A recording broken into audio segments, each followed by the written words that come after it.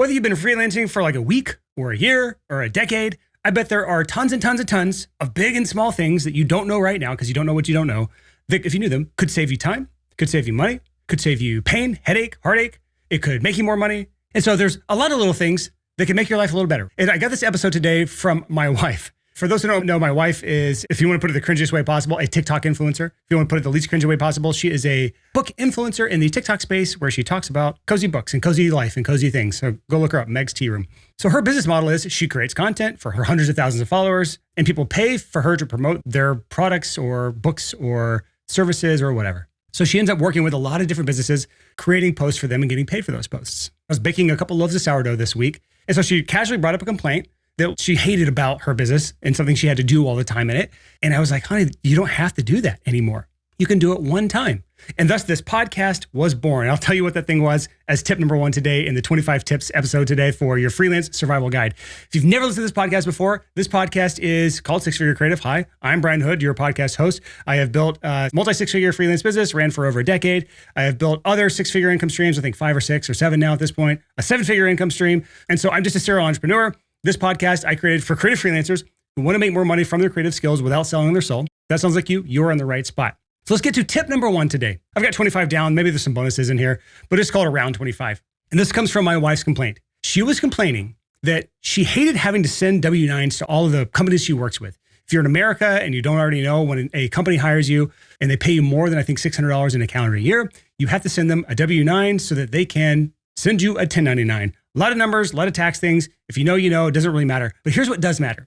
You do not have to create a brand new W-9 every single time you send one off to a company. My wife was filling out a brand new one every single time. So filling out all her information, all her address stuff, her social security number, her signing things, dating things, scanning it, uploading it every single time. And I didn't know that until she complained about it. And I was like, honey, you just have to create one W-9 for the tax year of 2024. It's end of the year now, so this is not super helpful, but it'll be really helpful for you next year in 2025.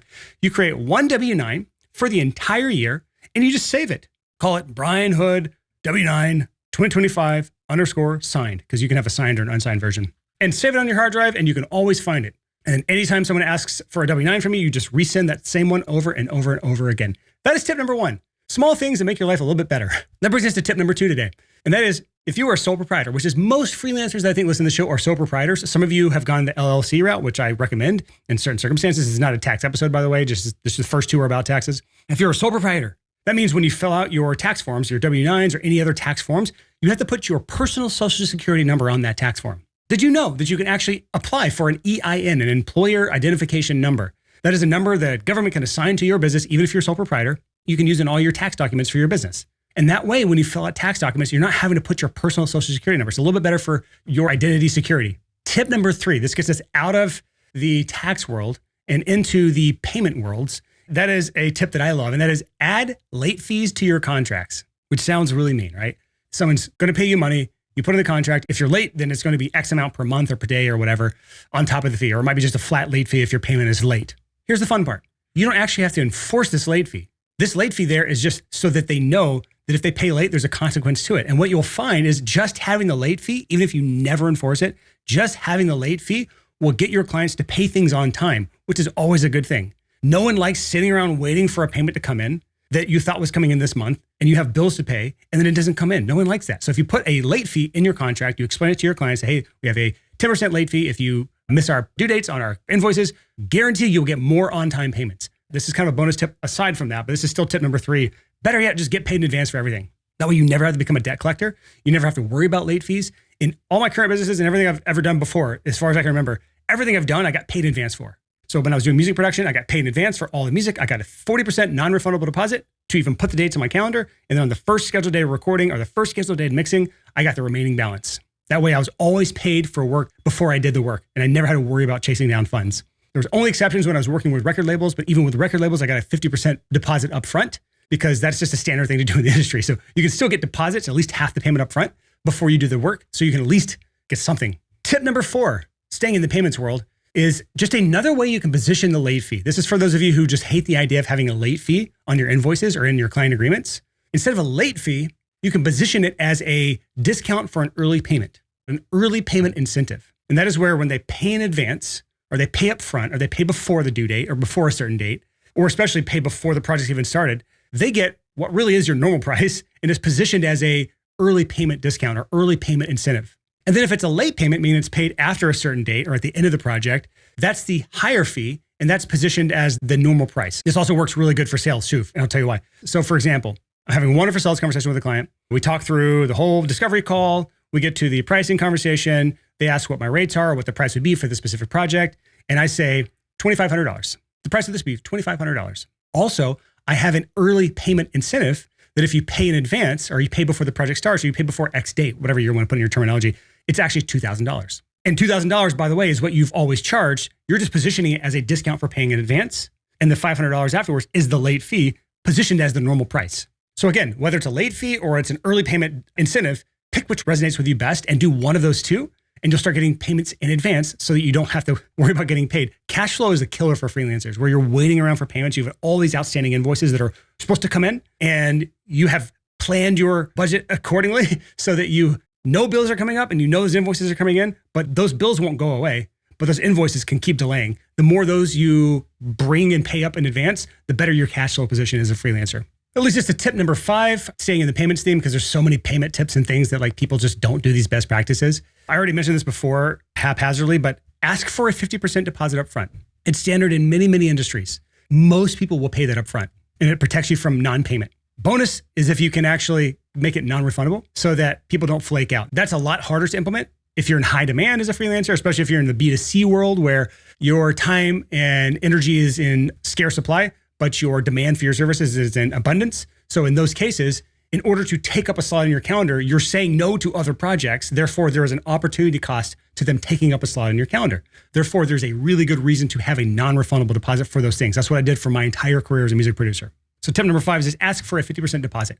I did 40% non-refundable. If it's not non-refundable, meaning you do offer refunds on the deposits, at least make it 50% then. Tip number 6, if you have to be a debt collector, meaning you have to send out invoices and hope they pay, and if they don't pay on time, then you have to go chase them down. At the very least, finding an invoicing tool that will automatically bug your clients to pay over and over and over again until the invoice is paid, so you don't have to be the bad guy. Yes, you'll reach out human to human occasionally after 4 or 5 or 6 automated emails from the invoicing tool, but the invoicing tool will keep that payment top of mind so they never forget. A lot of times people just forget to pay, and they're not being malicious, they're not being mean, it's not top of mind for them, especially if you're in the B2B space and they've got a lot of things going on. And that automated reminder is just that ping, oh yeah, I got to pay that invoice. Tip number 7, automation. Automate your most common follow-ups to clear up brain space. There's so many just basic follow-ups that you have to do for things that you can build basic automations for. If you have a really good email marketing platform, so that like when someone books a discovery call with you, the reminders to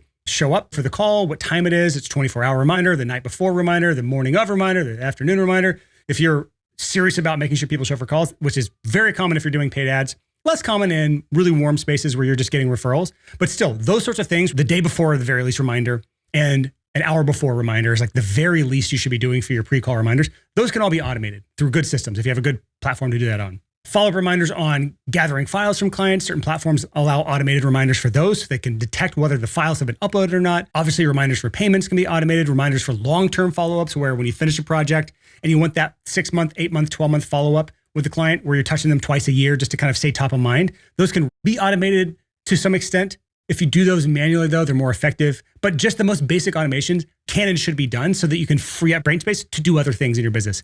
As a solopreneur, which you are, almost everyone listening to this podcast with a few exceptions of like agencies with like partners, almost all of you are solopreneurs, meaning you are by yourself in your business.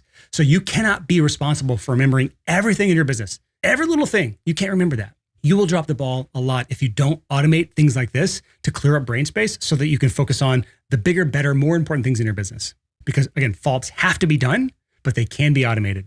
Freelance Survivor Guide tip number 8, use a dedicated bank account and card for all business expenses. Do not intermingle your personal expenses with your business expenses. My God, if you're doing that, stop. Even if you have a personal bank account with a business credit card, stop. You need a personal bank account, a business bank account, a personal debit or credit card, and a business debit or credit card. The purpose for this, if it's not painfully obvious, is it makes your taxes and your accounting and your bookkeeping so much simpler. And bonus tip here, this is also a really good time to get a business credit card with some sort of cool bonus for flyer miles. For example, I have well over 1 million Amex points right now, just Amex points, not including my Chase points, which is another few 100,000. And the cool thing about this is I got a credit card bonus for just signing up for the card. I think for the Amex Gold card, which is what I use for my business, it was a 100,000 point bonus, which they're hard to find, but you can find them. 100,000 point bonus for my Amex Gold business card. And then I also get 3 points per dollar spent on Facebook ads and Meta ads. And we spend close to $1,000 a day on that. So I get 3,000 points per day, give or take, just from my Amex card on Meta ad spend, which is like 90,000 points a month. And the thing about the Amex card, if you don't know, it's not really like a credit card. You're not building out your credit line. It's a cash card, meaning you have to pay it off every month. So this is good for people who don't want to have a bunch of debt.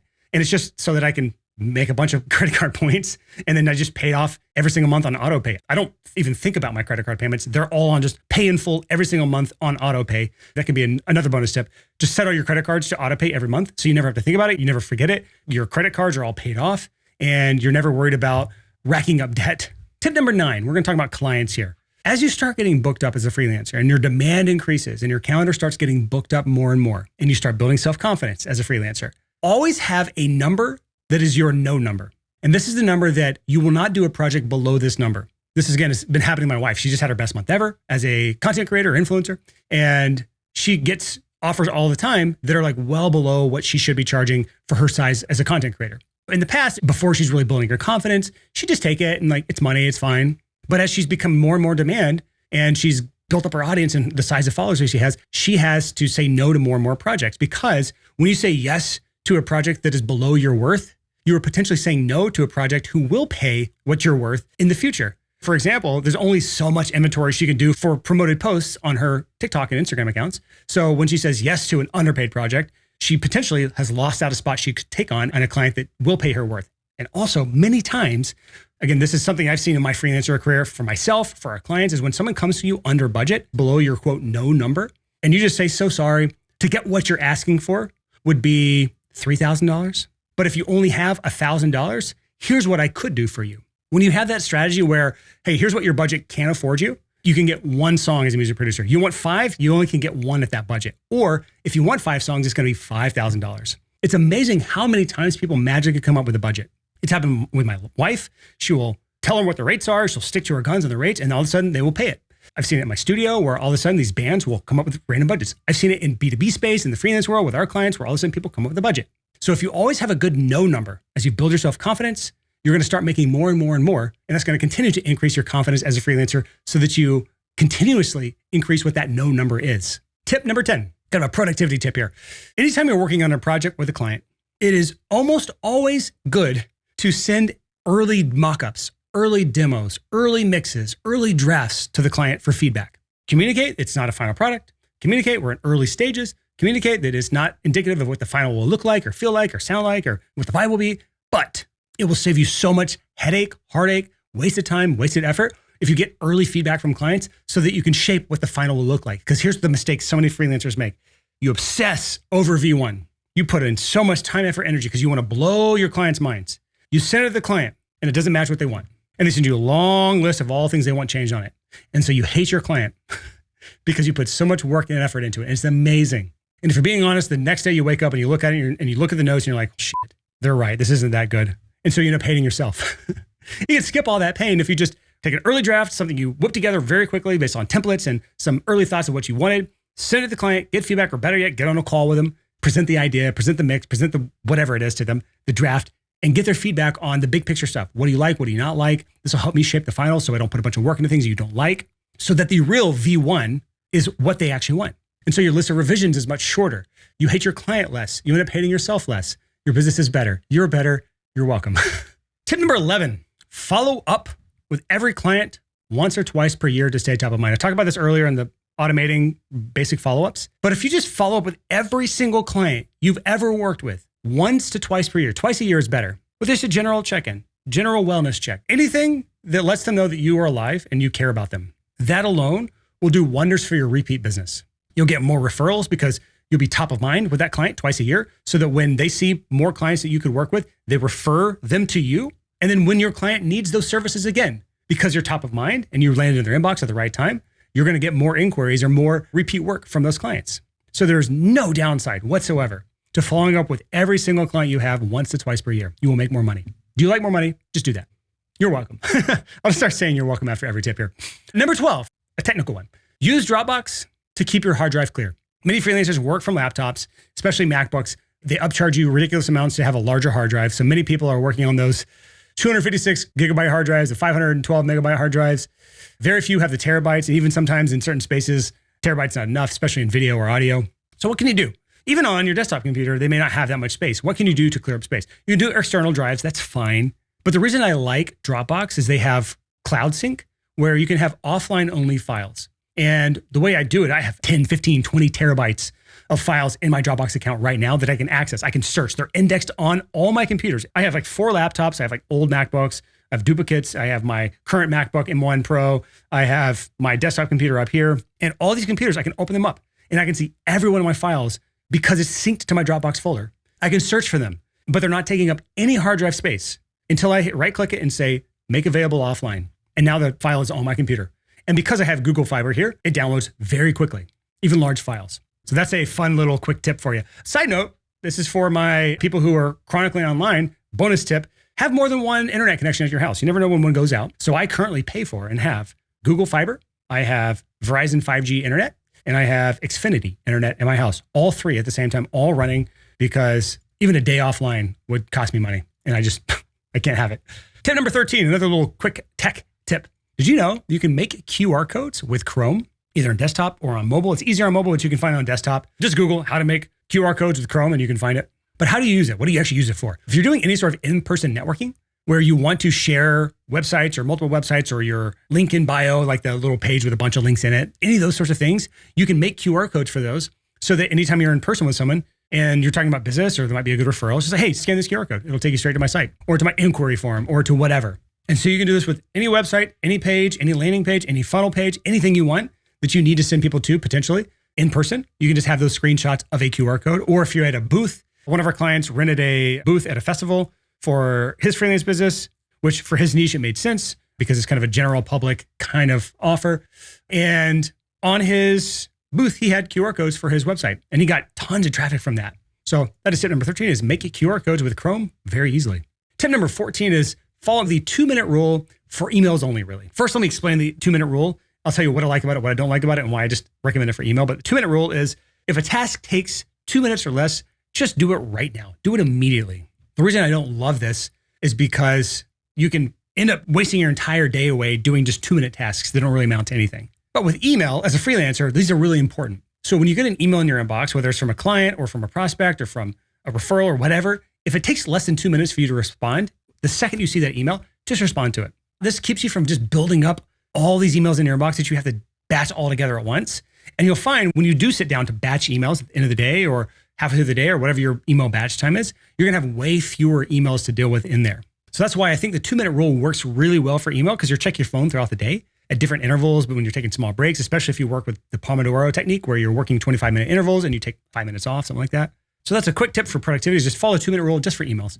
Tip number 15. I love this one. Use the iPhone shortcuts, the iPhone keyboard shortcuts for commonly used phrases or links or whatever. So like if you do DMs a lot in Instagram or TikTok or you text a lot and there's like links you send all the time or little templates or snippets you send all the time where it's like the same thing or just replying from your phone on emails, you can create your own templates in the keyboards area. So just go to if you're on iPhone, go to settings, then general, then keyboard.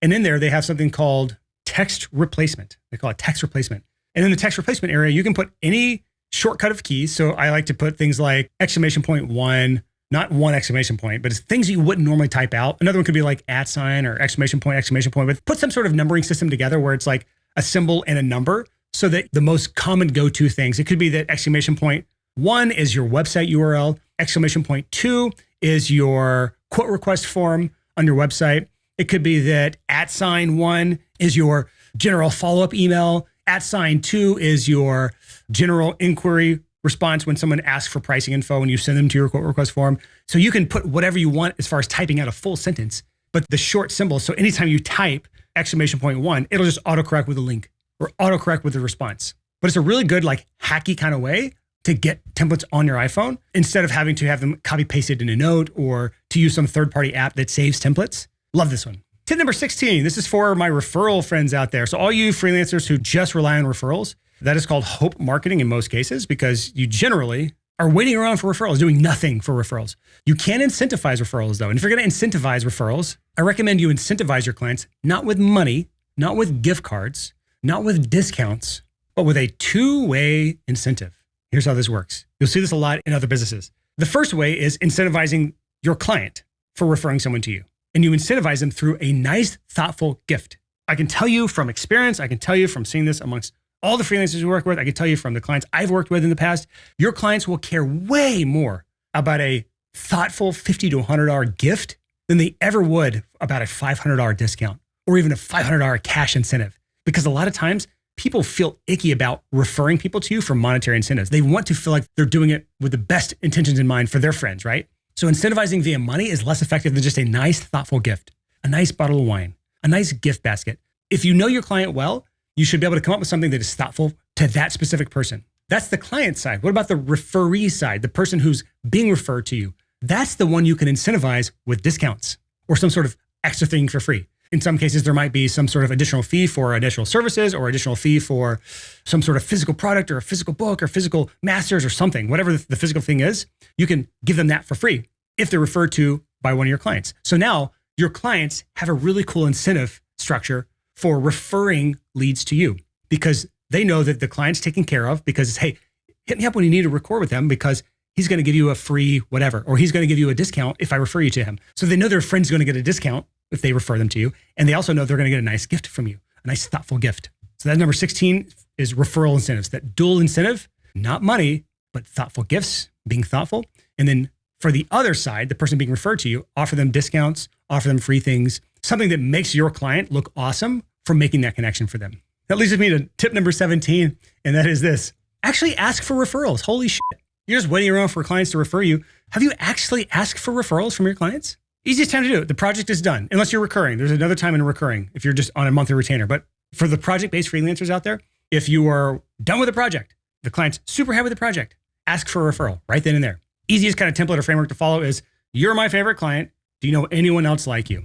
Put it in different words than that. But it's just, you're essentially saying to the person, loved working with you. You were like the perfect type of client for me. Do you happen to know any other people just like you? Because I would love to clone you. It flatters them. And it also makes them think, is there anyone else like me? Yes, I know Joe. He's a business owner like me. He needs a new website. His website sucks. Let me send you his way. You'll do an awesome job with his website. Just asking, you'll get more referrals. Surprise. So that's tip number 17 is ask for referrals.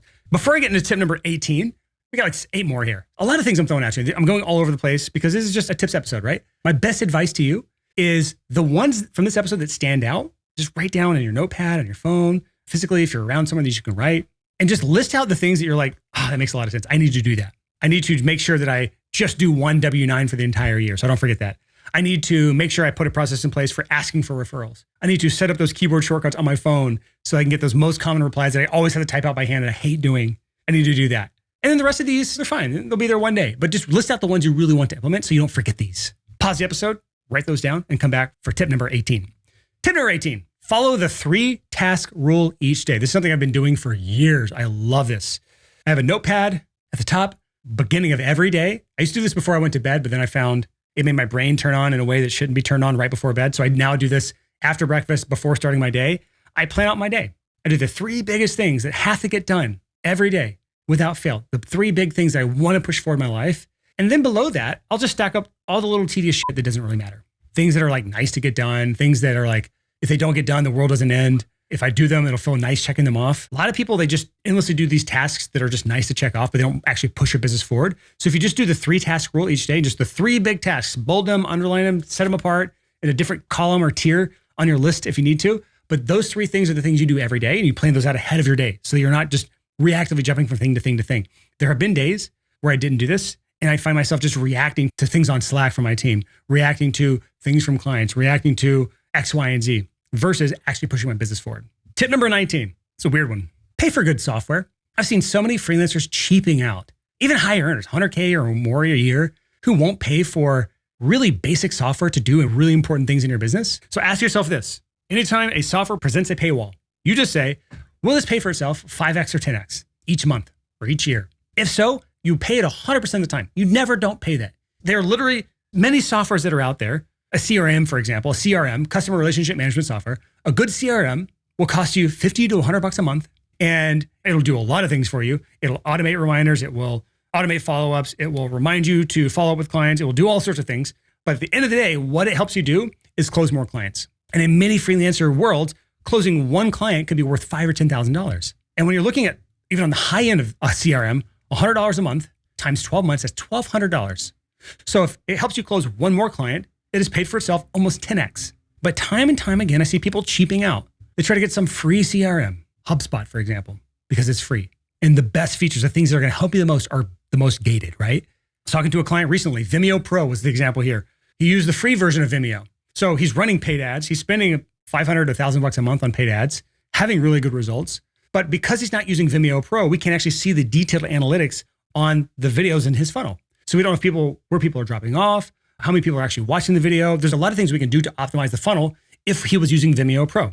So when you're spending $1,000 a month on ads, those optimizations really matter. And it's like $19 a month or something. It's like really small. Another one is social media planners. There's like so many social media planners out there where you're scheduling your posts, you're planning out your month stuff so you can batch it versus like always being on the content train. Social media planners can help you organize your things, schedule things out, et cetera, et cetera. The good ones can at least. And many people won't use them. You'll do everything manual. You'll manage multiple social media accounts and you won't spend the relatively small amount of money for a good social media management app or social media planner app. So number 19, just pay for good software. If there's a problem or a pain in your business, there's usually something out there that can solve it.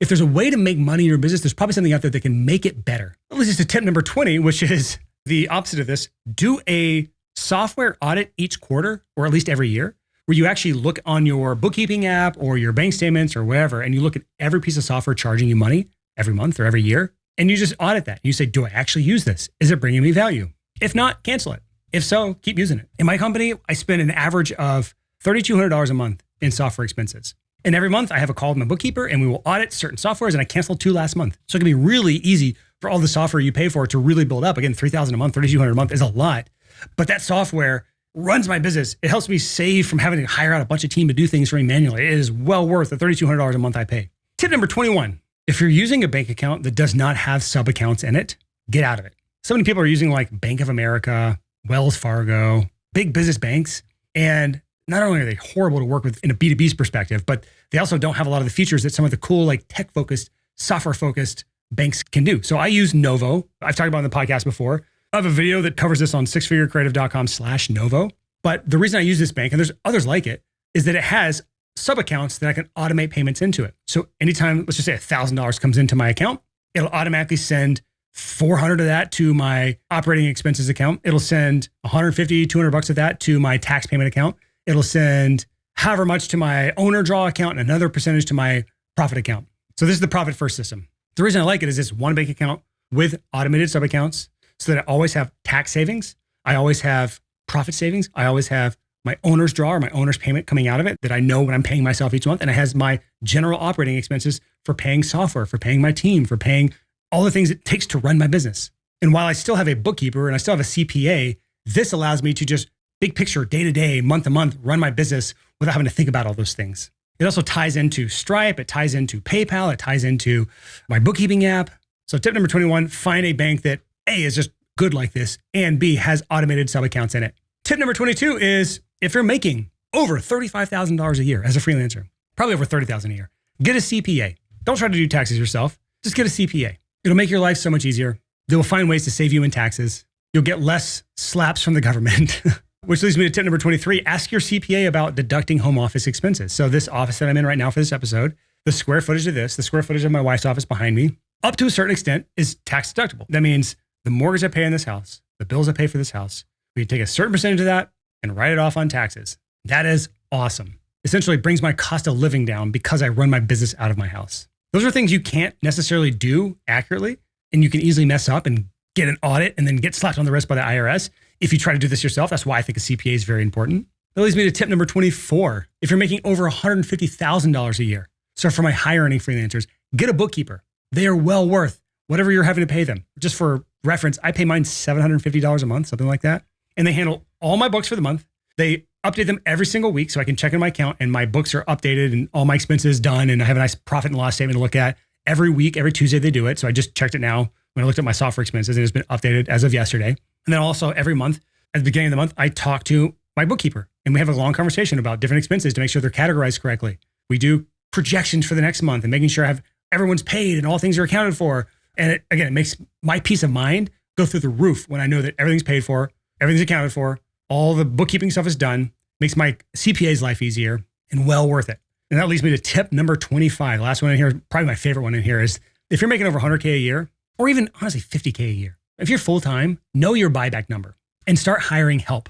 The term buyback number is from the book Buy Back Your Time by Dan Martell. Really good book. Highly recommend it.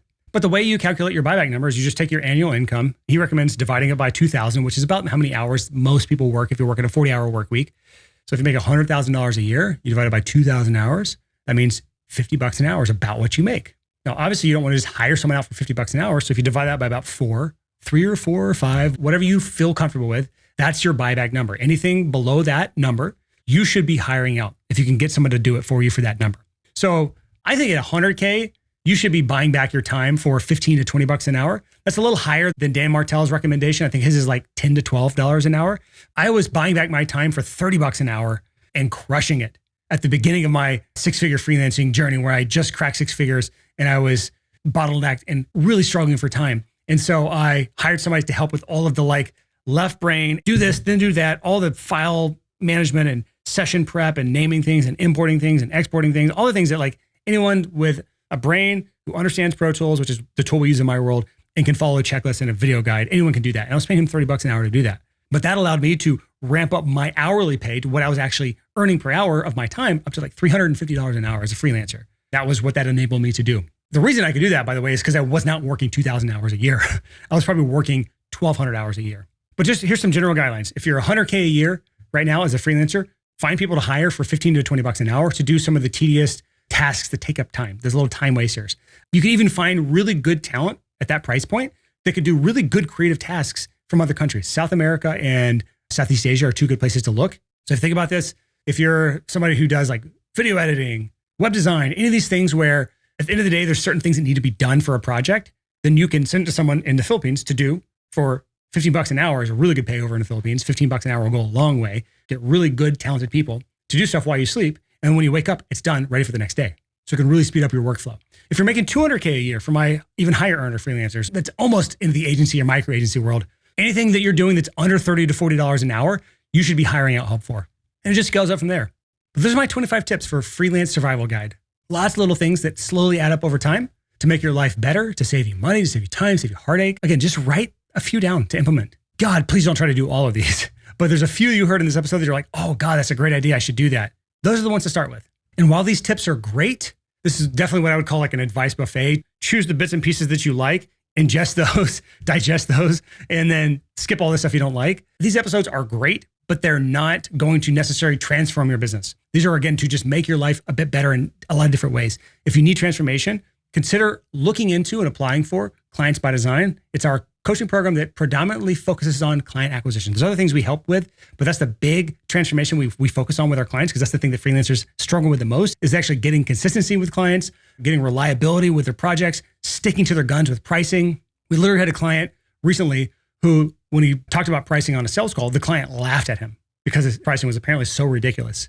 And then the very next call, after we coached him through talking him off the ledge of dropping his prices down, the very next call, he closed a client who just didn't bat an eye at it. So just things like that are way more helpful. If you want somebody to support you through this, create a full plan for you, what we consider as the best practices for your specific business, given all the information we have on you. When we gather that information, we will create a plan for you. We will pitch that plan to you. If you don't like it, we part ways, you owe us nothing.